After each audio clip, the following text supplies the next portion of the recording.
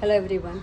This is in response to some questions that I've received about whether after the lockdown is opened, when the competitions are on, will we be able to perform the way we have been doing?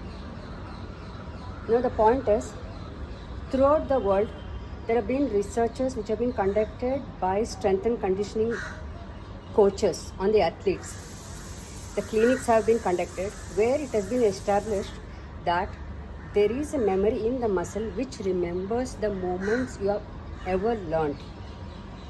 For example, if you have learned cycling or swimming, not done it for a long time, try it again after years, 8 to 10 years. Your body, your mind muscle connection is never gone. It is there. Maybe the intensity, the speed or the distance that you ever covered would take you time to get back there. But definitely there is mind muscle connection which we call as muscle memory. And this particular time of lockdown everywhere on earth, so it is a problem for athletes to get onto the field or go to the gyms or whatever their sport is to practice and get onto the competitions again. Now, recently the IPF has come out with the schedules for all the world championships which were put off, which have been postponed. So regarding that, the concerns have been raised by many of them.